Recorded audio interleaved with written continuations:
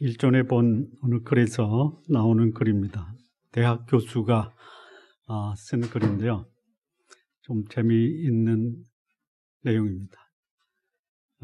여름에 아이스크림을 판매하는 판매량, 그리고 익사하는 사람들의 비율, 이거를 조사했습니다. 아이스크림 판매량과 익사율의 상관관계. 결과가 뭐냐면요, 아이스크림 판매량이 증가하면 그 해의 익사율도 높아진다 라는 새로운 사실을 밝혀냈습니다. 상관관계가 있습니까? 네? 날씨가 더우면 아이스크림 판매량도 늘고 물가로 가는 사람들이 늘어나서 익사율이 높아지는 거지, 아이스크림 판매량이 늘어나면 익사율이 늘어난다는 것은 전혀 별개죠. 근데 그렇게 조사해서 발표하니까 여름에 아이스크림 판매를 줄이고 광고를 줄이고 생산을 줄이면 익사율이 줄어든다라고 생각한다라는 것입니다. 우습죠. 이런 일이 어디서 벌어지냐면 신앙생활하는 가운데 벌어집니다. 사업의 성공률과 그 성공한 사람들의 기독교인 비율을 조사를 했습니다. 그랬더니 사업에 성공한 사람들의 비율은 불신자가 훨씬 많다. 그래서 사업에 성공하려면 기독교 신앙을 갖지 말자. 맞습니까? 이런 일들이 벌어지고 있다는 것이. 그러니까 신앙인에게도 전혀 비본질적인 것이 본질적인 것을 훼손하고 있다는 것이. 근데 이게 아주 우스갯소리처럼 보이지만 현실적으로 이런 일이 벌어지고 있다는 것이. 그리고 그것을 비본질적인 것이 오히려 훨씬 더 중요하다. 신앙의 핵심이 뭐냐? 신앙의 핵심은 주일 성수하고 11조하고 교회 봉사하고, 조금 더 지나치게 말하면 목사를 하나님처럼 섬기는 사람, 이 사람은 신앙생활 제대로 하고 하나님께 복받는 사람이다 라고 강조해도 그 말 앞에 사람들은 아멘으로 화답하고 있습니다. 신앙생활은 주일 성수나 11조나 교회 봉사, 목사를 섬기는 것이 아닙니다. 오히려 나를 구원하신 예수 그리스도 하나님, 그분은 앞에서 그분의 은혜와 사랑과 자비 앞에 감사와 찬양을 드리고, 그리고 하나님이 나에게 원하시는 하나님의 뜻을 발견하고 그 뜻을 내 삶 속에 적용하며 살아가는 것이 신앙의 본질입니다. 우리 성도님들, 외형적인 신앙에 관심을 기울이는 것보다 본질적인 신앙의 그 핵심을 우리 성도님들 삶 속에 적용하시면서 살아가시기를 바랍니다. 역사의 흐름 속에서 우리가 배울 수 있는 교훈, 삶의 환경이 좋아지고 생활의 질이 향상이 되면 신앙 수준이 높을 것이다 라고 생각하시면 그거는 오해입니다. 삶의 환경, 경제적 사항이 좋아지면 오히려 반대로 신앙의 수준이나 하나님을 향한 이 헌신의 수준이 낮아진다라는 것이죠. 유럽의 대부분 나라, 그들은 기독교 문화와 전통 위에 세워진 나라입니다. 그런데 더 이상 유럽의 국가를 기독교 국가라고 부를 수 없는 상태가 되고 말았습니다. 사람들의 의식 속에서 성경과 하나님은 멀어져 갔습니다. 신앙의 자유를 찾아서 미국으로 건너간 청교도들, 그들이 미국을 세웠지만 미국의 기독교 신앙, 성경의 영향력, 예수 그리스도, 그분은 이제 더 이상 미국의 중심적 그들의 사고를 영향을 주지 못하고 있습니다. 공적인 장소에서 기도는 할 수 있어도 예수의 이름은 말할 수가 없는 나라가 미국입니다. 자, 이 불신앙의 세력이 기독교 교회에 깊숙이 침투하고 있는 것이 오늘 미국의 현실입니다. 미국 장로교 최대의 교단 PCUSA라는 기독교 교단이 있습니다. 이 교단에서는 동성애를 합법화하고 그것을 교단의 교리로 채택을 했습니다. 상당한 교회가 이에 동조를 하고 있는 실정입니다. 일부 교회가 이를 반대해서 교단을 탈퇴하고 있습니다. 미국 PCUSA 소속 한인교회의 가장 큰 교회 중에 하나인 뉴저지의 필그림 교회가 있습니다. 이 교회가 동성애를 반대해서 교단을 탈퇴했습니다. 그랬더니 교단에서 교단에 등재된 교회의 모든 부동산을 그 교회가 가지고 나갈 수 없다라고 해서 교인들이 소송을 걸려고 할 때 담임 목사께서 그러지 말자. 그냥 다 두고 나가자. 그래서 그 교회는 그 교회 건물을 두고 나와서 학교 강당을 빌려서 예배를 드리고 있다라는 소식을 들었습니다. 공교롭게 성도 수는 계속 늘어나고 있다. 이런 얘기도 들었습니다. 동성애자 하나님의 구원의 대상입니다. 하나님의 사랑의 대상입니다. 그러나 이 성에 대한 하나님의 원리를 위배한 동성애자들이 정상이다라고 받아주는 것은 이거는 명백한 성경에 위배된 사항입니다. 자, 오늘을 사는 신앙인들, 오늘 본문에서 보여주는 이 초대교회 사도들의 삶에서 배울 수 있는 오늘 이 시대에 살아가는 성도들의 바람직한 삶의 모습이 뭐냐?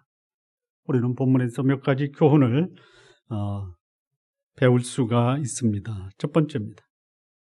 12절에서 16절 말씀 보시겠습니다. 사도들의 손으로 민간의 표적과 기사가 많이 되매 믿는 사람이 다 마음을 같이하여 솔로몬 행각에 모이고 그 나머지는 감히 그들과 상종하는 사람이 없으나 백성이 칭송하더라. 믿고 주께로 나오는 자가 더 많으니 남녀의 큰 무리더라. 심지어 병든 사람을 메고 거리에 나가 침대와 요 위에 누이고 베드로가 지날 때에 혹 그 그림자라도 네게 덮일까 바라고 예루살렘 그늪 허다한 사람들도 모여 병든 사람과 더러운 귀신의 괴로움을 받는 사람을 데리고 와서 다 나음을 얻으니라. 자, 이 바람직한 신앙인으로 사는 삶의 모습이 뭐냐? 그들의 삶에 두 가지 특징이 있습니다. 첫째는 하나님의 능력을 행사한다라는 것입니다. 그 능력으로 사람들의 필요를 채웁니다. 그리고 그 결과 백성들의 칭송을 받습니다. 이 시대를 살아가는 신앙인의 삶의 모습이 뭐냐? 그 신앙인의 삶 속에 하나님의 능력이 나타나야 됩니다. 그 능력으로 사람들의 필요를 채워줘야 됩니다. 결과 백성들의 친송을 받는 삶이 바람직한 신앙인의 삶입니다. 우리 성도님들 그런 삶을 모두 사시기를 바랍니다. 신앙생활을 하는 목적이 뭡니까? 우리 성도님들. 하나님을 믿는 이유가 뭐냐라는 것이 본문에서 하나님의 능력을 받고 사람들의 필요를 채우고 그로 인해서 칭찬받는 이 삶이 바람직한 신앙인의 삶이라면 우리 성도님들 그런 삶 다 사십시오. 그런데요, 신앙생활을 왜 하느냐라고 질문을 하면 오늘 시대에 많은 소위 교회 출석하는 분들이 10중 8구 이런 얘기를 합니다. 저는 하나님의 은혜가 필요합니다. 맞습니다. 제 영혼이 구원받기를 원합니다. 그것도 맞습니다. 나의 가정, 나의 자녀들이 행복하고 평안하고 성숙하고 발전을 위해서 하나님을 믿고 신앙생활을 합니다. 그 말도 맞습니다. 하나님의 뜻을 알고 그 뜻을 실현하기 위해서 신앙생활한다 라고 말씀하는 분도 있습니다. 그 말씀도 맞습니다. 그런데 여기서 우리가 주목해야 될 것이 뭐냐? 이것이 대부분 개인의 삶에 초점을 맞추어 신앙생활을 하고 있다라는 것입니다. 결코 틀린 말이 아닙니다. 개인의 삶이 성숙하고 평안하고 발전하고 그래서 나의 삶을 위해서 하나님을 믿고 있다. 이렇게 말하는 거 전혀 잘못된 것이 아닙니다. 그러나 거기서 멈춰서는 안 된다라는 것입니다. 그 이상, 그 다음을 생각해야 된다라는 것이. 경건한 신앙생활을 하고 하나님 뜻에 합당한 신앙생활을 하는 사람, 자신의 삶이 하나님의 뜻 앞에 순종하고 거룩한 삶을 살아야 됩니다. 그러나 그 이상, 그 넘어, 자신을 넘어 이웃과 다른 사람에게로 자신의 관심과 안목을 확장시킬 필요가 있다라는 것입니다. 소위 신앙생활을 한마디로 말씀을 드리면 신앙생활이 뭐냐? 뭐라고 생각하십니까? 한마디로 말씀드리면 예수님 닮아가는 삶이다. 이 표현보다 더 정확한 표현을 혹시 우리 성도님들 알고 있으면 저한테 가르쳐 주십시오. 신앙생활이 뭐냐? 예수님 닮아가는 거다. 예수님의 삶을 돌이켜보면 그분은 본래 하나님의 본체이셨습니다. 근데 그분은 하나님과 동등됨을 여길 것으로 취할 것으로 여기지 아니하시고 자기를 비워 사람들과 같이 되었고 종의 형체로 나타나셨습니다. 사람이 되셨고 죽기까지 복종하신 분입니다. 누구를 위해서? 저와 여러분을 구원하기 위해서. 예수님 닮은 삶이 뭐냐? 전적으로 자신을 내려놓고 죄인된 인간을 위해서 자신의 삶을 드렸던 것이 예수님이 이 땅에서 사셨던 삶의 모습입니다. 인자에 온 것은 섬김을 받으려 함이 아니라 도리어 섬기려 하고 자기 목숨을 많은 사람들의 대속물로 주려 하십니다 라고 말씀을 하셨습니다. 바람직한 신앙생활이 뭐냐? 나의 삶을 나를 넘어 다른 사람을 위해서 그들의 필요를 채울 수 있는 삶으로 드러나야 한다라는 것이. 육신적 아픔이 있는 자에게는 육신적 치유를 줄 수 있어야 합니다. 영혼의 아픔과 괴로움이 있는 자들에게는 영혼의 치유를 베풀 수 있는 사람입니다. 신앙인의 삶, 예수님이 보여주신 그 모본을 사람들을 위해서 자신의 삶을 드리는 것으로 보여주셨다라는 것이. 나보다 가진 것이 많은 사람이 부럽습니까? 존경스럽습니까? 둘 다. 부럽기도 하고 존경스럽기도 하다. 비중은 부러운 것이 큽니까? 존경이 큽니까? 가진 것은 없는데 가진 것은 별로 없어요. 부유하지도 않습니다. 넉넉하지도 않습니다. 능력도 없습니다. 사회적인 지위도 없습니다. 그런데 그런 사람을 만나면 사람들이 마음의 평안을 얻고 삶의 용기를 얻고 그리고 삶을 다시 시작하는 그런 동기를 부여하는 사람 보면 부럽습니까? 존경스럽습니까? 부럽기도 하고 존경스럽기도 하고. 비중은 존경스러운 게 크시죠. 우리 성도님들 가진 게 많으신가요?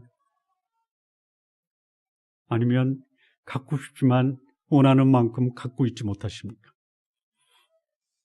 원하는 만큼은 안 돼도 그렇다고 없어서 못 사는 것도 아니죠. 근데 여러분 가진 것은 없지만 사람들이 우리 성도님들을 존경하고 신뢰하고 성도님들 통해서 삶의 의욕과 또 새로운 희망과 소망을 갖게 하시기를 원하시죠. 있어서 하는 것이 아닙니다. 있는 것만 가지고도 할 수 있다라는 것이.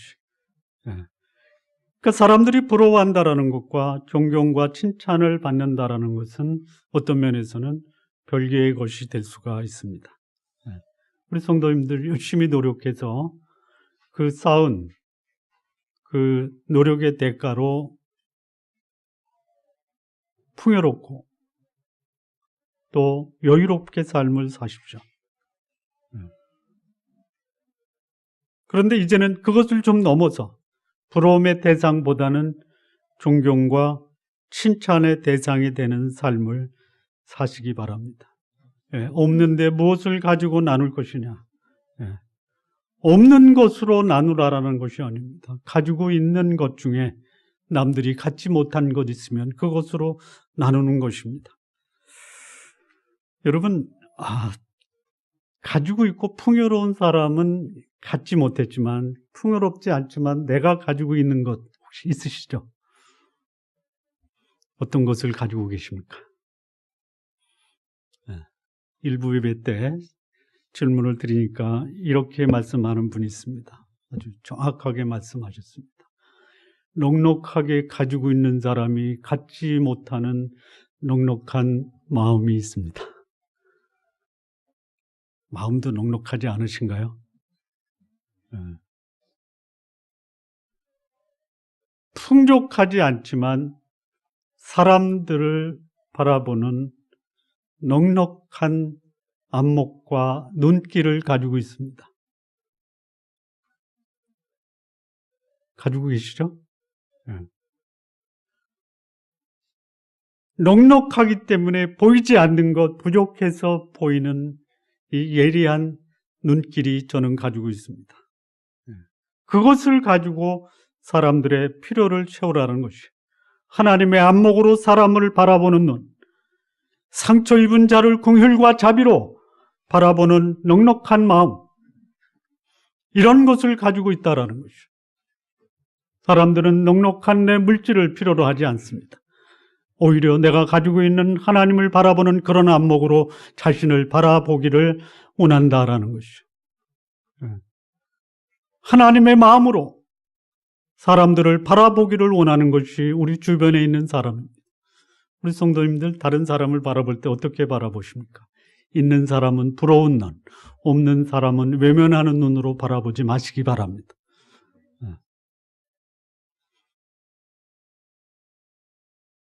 사도행전 이전에 2장에 이 베드로와 요한이 성전에 올라갈 때 성전 이 미문에 앉아있는 안진뱅이 구걸하는 이 소아마비 환자를 바라봅니다. 그가 베드로와 요한에게 무엇인가 얻을까 생각해서 그에게 동정을 구합니다. 그때 베드로 이렇게 얘기합니다. 은과 금은 내게 없거니와 내게 있는 것으로 내게 주노니 나사렛 예수의 이름으로 일어나 걸으라, 이렇게 말씀을 했습니다. 없는 것 가지고 사람들의 필요를 채울 수가 없습니다. 있는 것을 가지고 사람들의 필요를 채우십시오.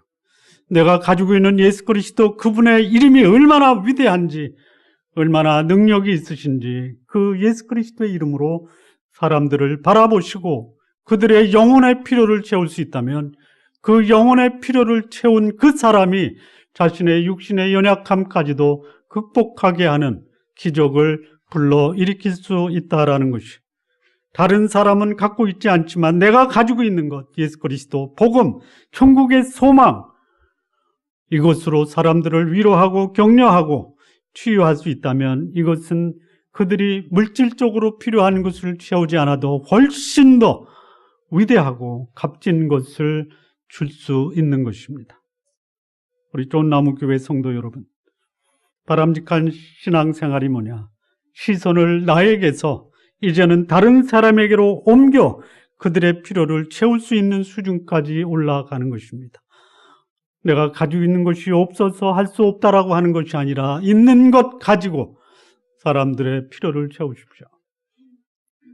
2018년 새해에는 나의 영적인 관심이, 나의 영적인 성숙은 물론이거니와 다른 사람의 필요, 하나님의 마음으로 그들을 바라보는, 그래서 그들로 하여금 나로 인해 소망을 갖게 됐고 또 새로운 삶의 용기를 갖게 됐다라는 그런 삶을 우리 성도님들 사시기 바랍니다. 두 번째입니다. 바람직한 신앙생활은 어떤 모습이냐? 17절과 18절 그리고 27절과 28절 말씀입니다. 대제사장과 그들과 함께 있는 사람, 즉 사두개인의 당파가 다 마음의 시기가 가득하여 일어나서 사도들을 잡아다가 옥에 가두었더니, 27절입니다. 저희를 끌어다가 공회 앞에 세우니 대제사장이 물어 가로되 우리가 이 이름으로 사람을 가르치지 말라고 언금하였으되 너희가 너희 교를 예루살렘에 가득하게 하니 이 사람의 피를 우리에게로 돌리고자 함이로다.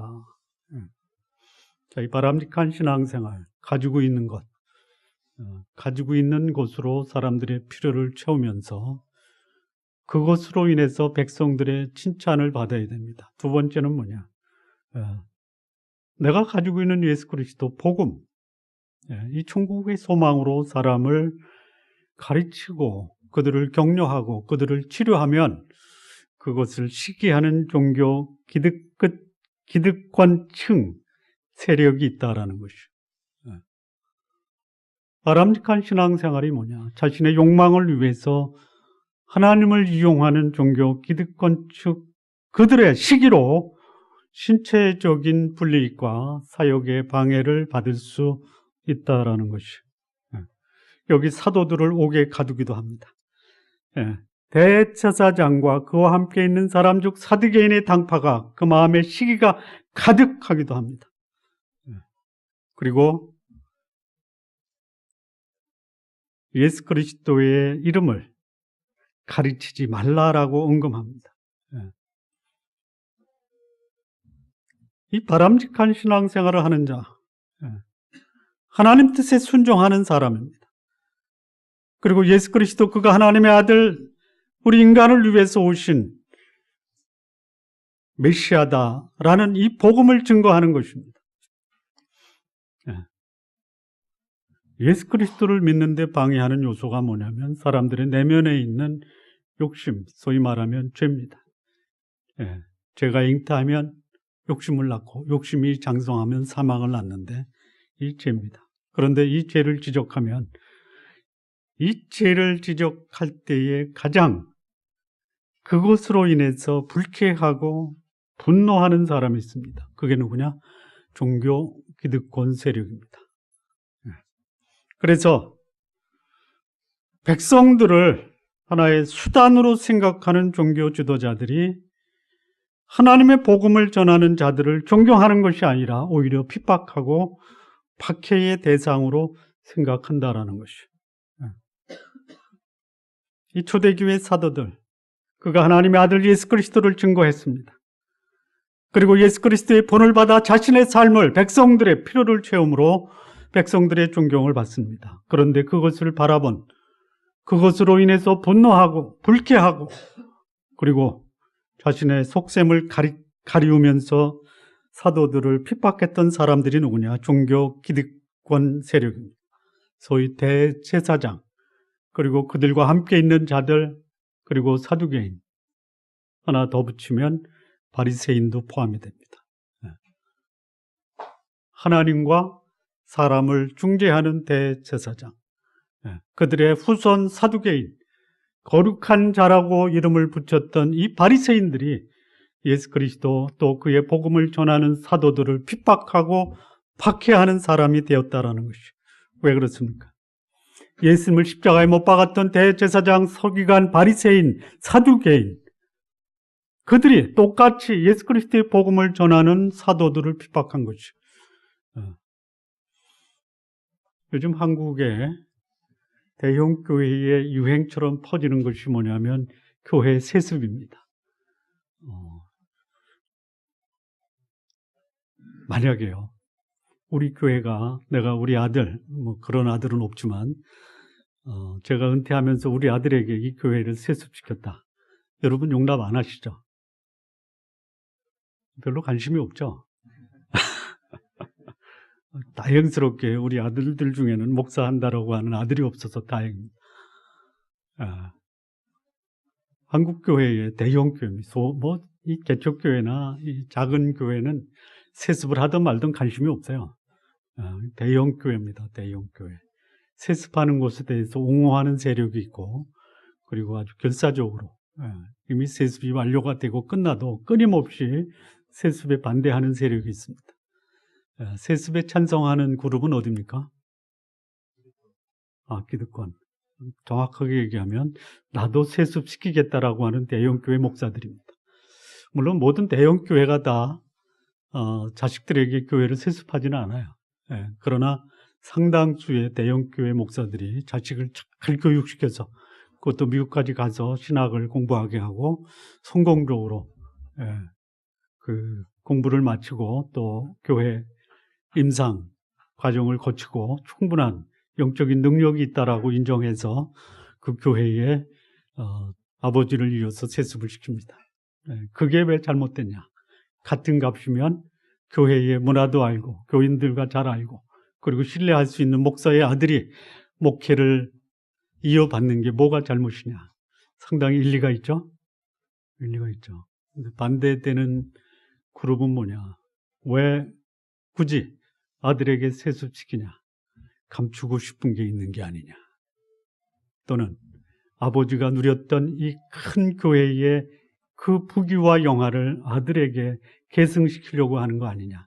그래서 안 된다. 뭐 다 일리가 있습니다. 다 일리가 있습니다.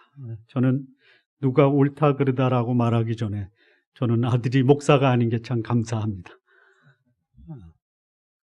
자, 왜 그러냐? 왜 기득권이 복음을 전하고 사람들의 필요를 채우고 그들로 하여금 소망을 갖게 하는 이 사도들, 그들을 쉬게 하고 그들을 옥에 가두게 하는 이유가 뭡니까? 자신의 기득권을 지키려고 하는 것이죠. 백성들이 어려울 때 누구를 찾아갔냐? 제사장 찾아갑니다. 바리새인 찾아갑니다. 빈손 들고 가지 않습니다. 뭐 어느 교회에서 그랬다고 그러더라고요. 우리 집에 가정 신방을 하면 저희 집은 헌금을 조금밖에 할 수 없습니다. 그랬더니 5가정을 묶어서 그것을 다 하나로 헌금을 걷어서 가져와라. 뭐 이런 것들이 그 당시 종교 기득권층의 실태였다. 이렇게 보시면 됩니다. 오늘 목사들이 배운 거 어디서 배웠냐? 성경에서 배웠을 것이다. 이렇게 생각을 합니다. 예수님을 배우지 않고 예수님을 가지고 돈벌이한 사람들. 그러니 사도들이 내게 있는 것으로 내게 주노니 나사렛 예수의 이름으로 일어나 걸으라. 여러분 복음을 전해서 예수님을 믿었다라고 하는 것이 기적입니까? 아니면 예수의 이름으로 안준뱅이가 일어나 거는 게 기적입니까? 둘 다 기적이죠. 여러분 육체적인 질병은 사람도 고칠 수 있죠. 돈 내고 고치죠. 그래서 훨씬 그게 더 위대하고 또 그것이 능력이 있다라고 봅니다. 그러나 이 죄로 인해서 어둠의 길을 걷고 있는 사람이 빛의 길을 걷고 있는 것, 이거보다 더 큰 위대한 기적이 없다라는 것이죠. 그런데 사람들은 그걸 통해서 자신의 육신적 필요를 채운다. 그런데 사도들로 인해서 종교 기득권 세력의 그 기득권이 점점 감소된다. 어떻게 하겠어요? 하나님의 능력으로 사람들의 필요를 채우는 자들을 핍박할 수밖에 없다라는 것이죠. 복음에 합당한 삶, 하나님이 기뻐하는 삶을 살아가는 사람, 이 시대에도 기득권 종교 지도자들에게 결코 환영을 받을 수가 없습니다.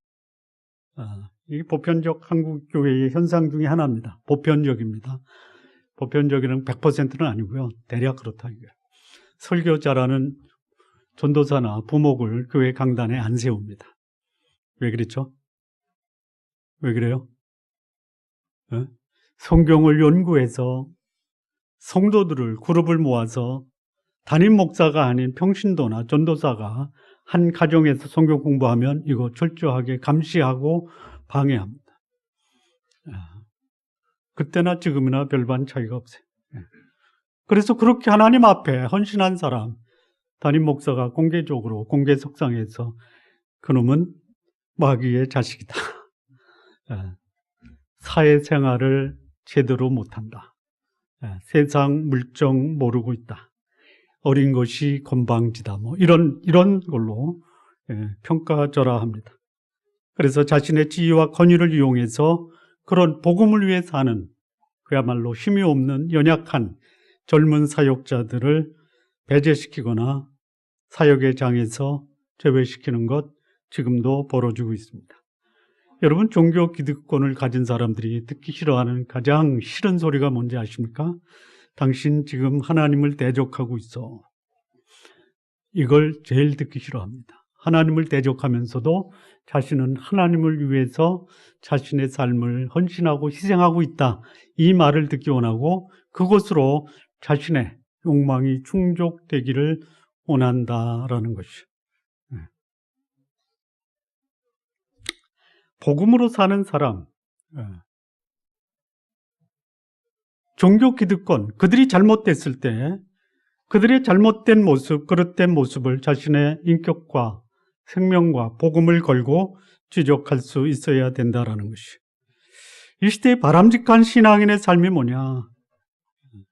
그의 삶은 순결하고 검소하고 그리고 사람들에게 영향을 줄 수 있는 깨끗한 삶을 살아야 됩니다. 뿐만 아니라 다른 사람을 섬김으로 복음을 필요로 하는 이들에게 그들의 영혼의 필요, 그것으로 인해서 육신적 치유까지 할 수 있다면 바람직한 것입니다.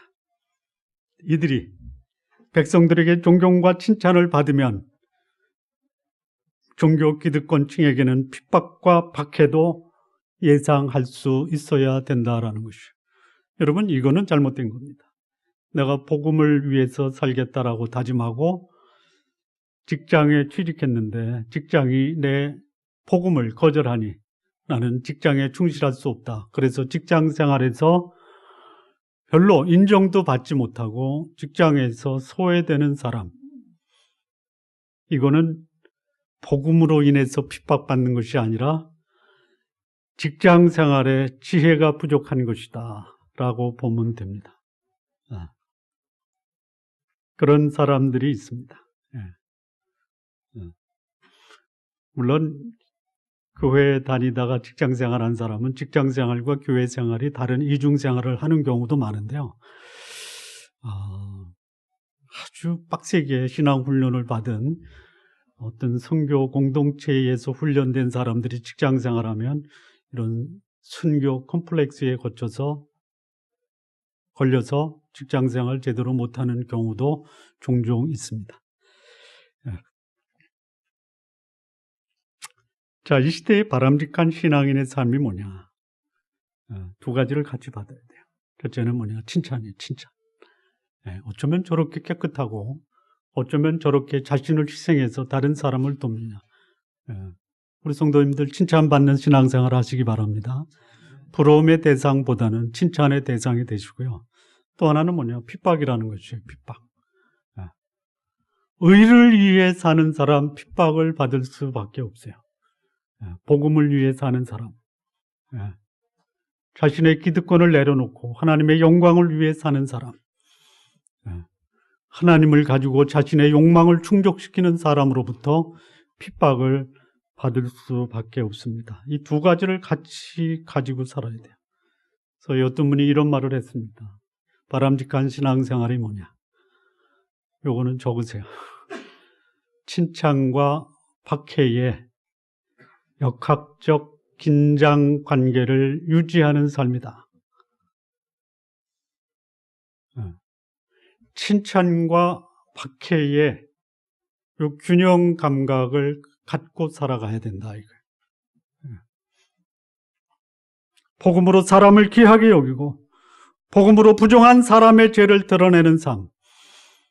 그러면 칭찬도 받고 비난도 받게 된다. 이것이 바람직한 신앙인의 삶의 모습입니다. 우리 좋은나무교회 성도 여러분, 나의 잘못으로 인해서 불이익을 받는다면 이거는 잘못된 삶을 청산하셔야 됩니다. 그러나 의를 위해 살다가 복음을 위해 살다가 예수 그리스도를 닮은 삶을 살다가 핍박을 받거나 비난을 받으면 이것은 하나님 앞에서 복된 삶으로 받아들이시기를 바랍니다. 핍박이 두려워 타협하기보다는 핍박을 받더라도 의를 위해, 복음을 위해, 예수 그리스도를 위해서 살아가시는 성도님들 되시기 바랍니다. 세 번째입니다. 29절에서 32절 말씀인데요. 베드로와 사도들이 대답하여 가로되 사람보다 하나님을 순종하는 것이 마땅하니라. 너희가 나무에 달아 죽인 예수를 우리 조상의 하나님이 살리시고 이스라엘로 회개케 하사 제사함을 얻게 하시려고 그를 오른손으로 높이사 임금과 구주로 삼으셨느니라. 우리는 이 길의 증인이요 하나님이 자기를 순종하는 사람들에게 주신 성령도 그러하니라 하더라. 바람직한 신앙인의 삶의 모습이 뭐냐? 사람이 아니라 하나님을 더 순종해야 된다. 하나님을 더 의식해야 된다라는 것이죠. 여러분, 여기 사람의 뜻이 강력합니다. 여기 하나님의 말씀도 있습니다. 내 신상에 유리한 것이 사람의 말을 듣는 것이다. 하나님의 말씀을 순종하면 내 신상에 우회가 가해진다. 그러면 성도님들은 무엇을 택하십니까? 하나님의 말씀을 택하시기 바랍니다. 바람직한 신앙생활이 뭐냐? 사람의 뜻보다는 하나님의 뜻에 순종해서 예수 그리스도 그분이 나의 주님이심을 내 삶으로 증거하는 삶을 사는 자가 바람직한 신앙생활을 하는 사람입니다. 여러분이 가지고 있는 것이 무엇이든지 간에 그것을 자연스럽게 드러내고 사는 삶을 삽니다. 제가 요즘에요, 만나는 사람마다 제 스마트폰에 담겨진 갤러리에 사진을 보여주는 낙이 있습니다. 뭘까요? 아들? 아기입니다. 손녀입니다. 이야, 나는 남들이 손녀 사진 보여주면 되게 못생겼잖아요. 사랑 같지도 않고. 내 아들이 딸을 낳으니까 이건 뭐 천사도 이런 천사가 없어요. 가지고 있는 거 사람들에게 드러내고 자랑하고 싶죠. 우리 장로님은 언제 손주 보시나? 우리 장로님은 저보다 훨씬 연배가 높으시거든요. 10년 이상 높으신데 아직도 손주가 없습니다. 기도해 주시기 바랍니다. 곧 보십니다. 금년에 손주는 못 봐도 며느리님은 보신다고 하니까.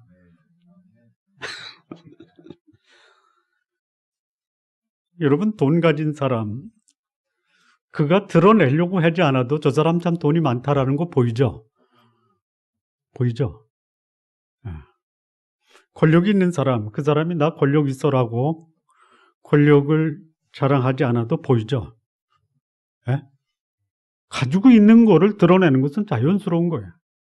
그렇다면 예수 그리스도를 모시고 사는 사람, 천지를 창조하시고 생명을 살리시고 이 세상의 통치자이신 예수 그리스도를 모시고 사는 사람은 누가 드러나야 돼요? 그렇죠. 드러나십니까? 아니면 드러내려고 몸부림을 쳐도 내 속에 감춰진 하나님은 나를 통해서 드러나기를 원치 않으신다. 그렇습니까? 드러내십시오. 드러내려고 노력해서 드러나는 것이 아니라 내 속에 살아계신 하나님 예수 그리스도 그분이 전능자라면, 그분이 통치자라면, 그분이 나를 구원하신 하나님이시라면 이분은 자연스럽게 드러나는 거죠. 사람이 예수 전하지 말라 해도 드러나는 거예요. 세상의 제도가 복음을 전하면 네 인생에 위기를 당한다 하더라도 내 속에 계신 그분이 전능자고 통치자고 창조주라면 그분은 드러나는 것이에요. 이게 바람직한 신앙생활, 하나님, 그 복음과 하나님의 생명을 소유한 사람들이 살아가는 삶의 모습이에요. 안 드러나는 이유가 뭡니까? 불이익을 당할 것 같아서 그분을 꼭꼭 숨기고 삽니까? 저는 이렇게 생각합니다. 예수 믿고 있으면서도 그럼에도 불구하고 예수님이 드러나지 않는다. 왜 그럴까요? 예수님보다 더 큰 게 이 속에 있기 때문에. 그게 뭐예요? 예수 믿고 더럽게 사는 사람 있죠? 없나? 제가 오해하는 겁니까? 예수 믿고 더럽게 사는 사람 있습니까? 없습니까? 있어요? 여기 뭐가 있는 거예요? 더러운 게 있는 거예요. 더러운 게 있는 거예요. 그러면 드러나는 거죠. 대형교회 하면서 성도들을 자기의 욕망을 충족시키는 수단으로 생각하면 그 속에 하나님이 아니라 더러움이 있는 거예요. 사람을 함부로 대한다. 그럼 그런 게 있는 거예요. 사람을 지배하고자 하는 그 권력의 욕망이 있는 거예요. 미국 역사를 보면 미국 역사의 분기점이 뭐냐면 남북전쟁이죠. 남북전쟁의 그 시발점이 뭡니까? 노예제도죠. 노예제도. 여러분 공교롭게요. 지금 미국의 사정을 보면 북쪽이 더 기독교적으로 부패했습니까? 남쪽이 부패했습니까? 북쪽이죠. 여전히 이 남쪽은요, 기독교 벨트라고 해서 이 복음적 성향이 강한 곳입니다. 그런데 노예 제도는 어디서 더 컸어요? 이상하죠? 이상하지 않습니까? 그럴 수 있다라는 거예요. 복음적으로 살면서 사람을 자신의 탐욕의 수단으로 생각할 수 있다라는 거야.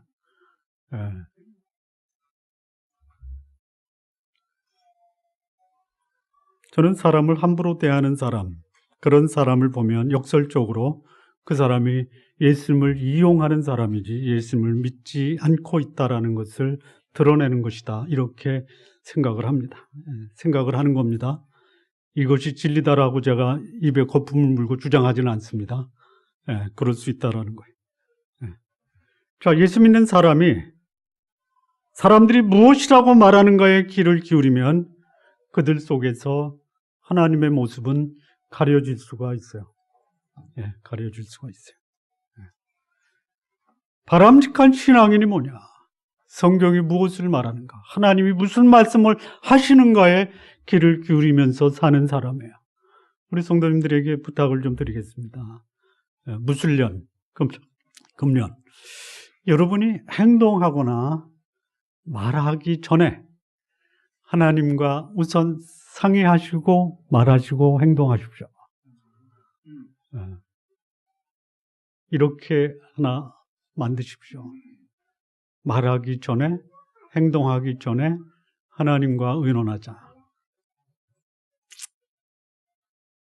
지금까지 그렇게 안 살았는데 이게 되겠습니까? 쉽지는 않습니다. 그런데요, 써서 붙이시기 바랍니다. 금년 한 해는 하나님과 상의한 후에 말하고 행동하자. 못하겠다라는 표정으로 앉아 계시는데, 올해는 좀 그렇게 좀 하시죠. 바람직한 신앙인, 그들의 모습에서 예수님의 향기가 나야 됩니다. 자신의 삶, 이 삶을 통해서 예수님을 증거하고 드러내야 합니다. 그리고 죄에 대해서는 죽은 자요, 의에 대해서는 산 자의 삶을 사셔야 됩니다. 나의 정체성에 대해서 세상이 도대체 예수 믿는 사람이 뭐냐? 그럴 때는 나를 보면 예수 믿는 게 뭔지 알 수 있지 않냐라고 감히 말할 수 있는 삶을 우리 성도님들 금년 한 해는 꼭 사시기 바랍니다. 복음의 내용은 몰라도 내가 사는 삶이 복음이다, 이렇게 증거하시는 삶이 되시기를 바랍니다. 살아가면서 수많은 선택의 기회가 있습니다. 무엇을 선택한가를 고민해야 될 때가 있죠. 그때의 신앙이라면 하나님의 뜻이 무엇인지를 물으면서 선택하고 결정하는 한 해 되시기를 바랍니다. 내 안에 거하신 예수 그리스도, 그분이 분명하다면 그분은 내 안에서 내가 하나님과 더불어 살아가고 있다는 거 드러내게 하실 것입니다. 우리 좋은나무 교회 성도 여러분, 적어도 내 안에 예수 그리스도 생명의 근원이신 하나님이 거하고 있다는 거 인식하시고, 그리고 그 예수 그리스도가 여러분의 삶을 통해서 세상에 드러나기를 바랍니다. 마무리 짓겠습니다. 세상이 영생을 지닌 이 그리스도인들, 그를 때로는 칭찬하고 때로는 거절하고 박해하고 외면하는 시대입니다. 영생이, 그 가치는 결코 변할 수가 없어요. 그런데 이 영생의 가치가 영생을 소유하고 있는 사람들의 삶을 통해서 빛이 날 수도 있고 외면당할 수도 있습니다. 우리 성도 여러분, 성도님들이 가지고 계신 영생이 여러분을 위해서 세상에서 외면당하거나 조롱당하지 않게 하시기 바랍니다. 하나님은 여전히 그 하나님의 생명을 지닌 신앙인을 통해서 그 생명의 가치가 세상에 드러내기를 원하십니다. 하나님을 드러내는 바람직한 신앙인의 모습이 뭐냐? 자신을 넘어 다른 사람을 위해서 사는, 사람을 귀히 여기는 삶을 사시기 바랍니다. 나는 저 사람 때문에 내가 이렇게 존귀한 사람인가를 알게 되었다라는 증거를 모두 받아내시기를 바랍니다. 또한 저런 사람을 통해서 하나님은 세상을 구원하고 세상은 하나님의 사람으로 구원받았다라는 이런 고백들이 여러분 주변에 나타나기를 바랍니다. 뿐만 아니라 사람들을 귀히 여기고 복음을 위해 살아가는 삶이 그렇게 만만하지는 않습니다. 복음과 의를 위해 살아가는 사람이 세상을 거부합니다. 그렇다면 복음을 위해, 의를 위해 기꺼이 불이익을 감수하고 복음의 삶을 드러내는 하나님의 자녀들 모두 되시기를 바랍니다. 기도하시겠습니다.